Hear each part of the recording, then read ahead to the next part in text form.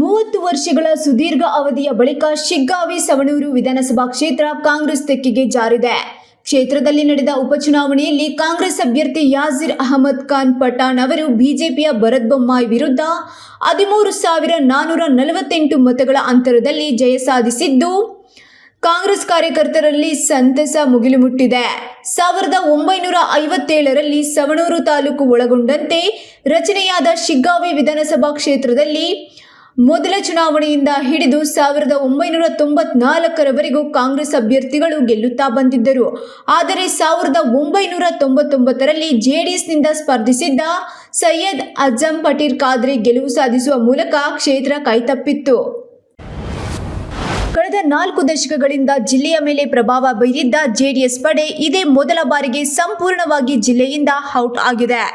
ರಾಜಕೀಯ ಇತಿಹಾಸದಲ್ಲಿ ಇದೇ ಮೊದಲ ಬಾರಿಗೆ ರಾಮನಗರ ಜಿಲ್ಲೆಯಲ್ಲಿ ಕಾಂಗ್ರೆಸ್ ಪಕ್ಷ ಕ್ಲೀನ್ ಸ್ವೀಪ್ ಮಾಡಿದೆ. 2023ರ ವಿಧಾನಸಭಾ ಚುನಾವಣೆಯಲ್ಲಿ ಠೇವಣಿ ಕಳೆದುಕೊಂಡಿದ್ದ ಕಾಂಗ್ರೆಸ್ ವರ್ಷಗಳ ಅಂತರದಲ್ಲಿಯೇ ಭರ್ಜರಿ ಗೆಲುವು ಸಾಧಿಸಿದೆ. ಇದಕ್ಕಿಂತಲೂ ಹೆಚ್ಚಾಗಿ ಜಿಲ್ಲೆಯಲ್ಲಿ ಜೆಡಿಎಸ್ 4 ಕ್ಷೇತ್ರ ಕಳೆದುಕೊಳ್ಳುವಂತೆ ಮಾಡಿದೆ. ದಳಪತಿಯ ಕೋಟೆಯಲ್ಲಿ ಕಾಂಗ್ರೆಸ್ ಮೇಲುಗೈ ಸಾಧಿಸುವ ಮೂಲಕ ಇಡೀ ಜಿಲ್ಲೆಯನ್ನು ವಶಕ್ಕೆ ಪಡೆಯುವಲ್ಲಿ ಡಿಕೆ ಸಹೋದರರು ಯಶಸ್ವಿಯಾಗಿದ್ದಾರೆ. ನಿಖಿಲ್ ಕುಮಾರಸ್ವಾಮಿ ಅವರ ಅಭಿಮಾನಿಯೊಬ್ಬ ಆತ್ಮಹತ್ಯೆಗೆ ಯತ್ನಿಸಿರುವ ಘಟನೆ ಚನ್ನಪಟ್ಟಣದ ಕುಡ್ಲೂರು ಬಳಿಯ ಶ್ರೀರಾಂಪುರ ಗ್ರಾಮದಲ್ಲಿ ನಡೆದಿದೆ. ಗ್ರಾಮದ ಮಂಜುನಾಥ್ ಆತ್ಮಹತ್ಯೆಗೆ ಯತ್ನಿಸಿದ ವ್ಯಕ್ತಿಯಾಗಿದ್ದು, ನಾನು ನಿಖಿಲ್ ಅಭಿಮಾನಿ, ನನ್ನ ಸಾವಿಗೆ ನಾನೇ ಕಾರಣ, ಜೈ ಜೆಡಿಎಸ್ ಎಂದು ಪತ್ರ ಬರೆದಿಟ್ಟು ವಿಷ ಸೇವಿಸಿದ್ದಾನೆ. ಈತನನ್ನು ಮಂಡ್ಯದ ಆಸ್ಪತ್ರೆಗೆ ದಾಖಲಿಸಲಾಗಿದ್ದು, ಸದ್ಯಕ್ಕೆ ಪ್ರಾಣಾಪಾಯದಿಂದ ಪಾರಾಗಿದ್ದಾನೆ. ಉಪಚುನಾವಣೆಯಲ್ಲಿ ನಿಖಿಲ್ ಕುಮಾರಸ್ವಾಮಿ ಅವರು ಸೋಲು ಕಂಡಿದ್ದಾರೆ. ಅವರ ಸೋಲಿನಿಂದ ಕಂಗಾಲಾಗಿ ಆತ್ಮಹತ್ಯೆಗೆ ಯತ್ನಿಸಿದ್ದಾನೆ ಎನ್ನಲಾಗಿದೆ.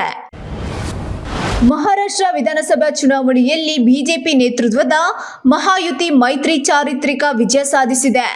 ಲೋಕಸಭಾ ಚುನಾವಣೆಯಲ್ಲಿ ಭರ್ಜರಿ ಜಯ ಸಾಧಿಸಿದ್ದ ಮಹಾ ವಿಕಾಸ್ ಅಘಾಡಿ ಮರ್ಮಘಾತ ಅನುಭವಿಸಿದೆ. ವಿಧಾನಸಭೆಯ 288 ಕ್ಷೇತ್ರಗಳ ಪೈಕಿ ಮಹಾಯುತಿ ಮೈತ್ರಿ 236 ಸ್ಥಾನಗಳಲ್ಲಿ ಗೆಲುವು ಸಾಧಿಸಿದೆ. ಮಹಾವಿಕಾಸ್ ಅಘಾಡಿ ಬಲ 48 ಕ್ಷೇತ್ರ ಗೆಲ್ಲುವಲ್ಲಿ ಸಫಲವಾಗಿದೆ. ಮಹಾರಾಷ್ಟ್ರ ವಿಧಾನಸಭೆಯಲ್ಲಿ ಕಳೆದ 34 ವರ್ಷಗಳಿಂದ ಒಂದೇ ಪಕ್ಷಕ್ಕೆ ಬಹುಮತ ಲಭಿಸಿಲ್ಲ. ಕಾಂಗ್ರೆಸ್ 1990ರಲ್ಲಿ 144 ಕ್ಷೇತ್ರ ಜಯಿಸಿತ್ತು.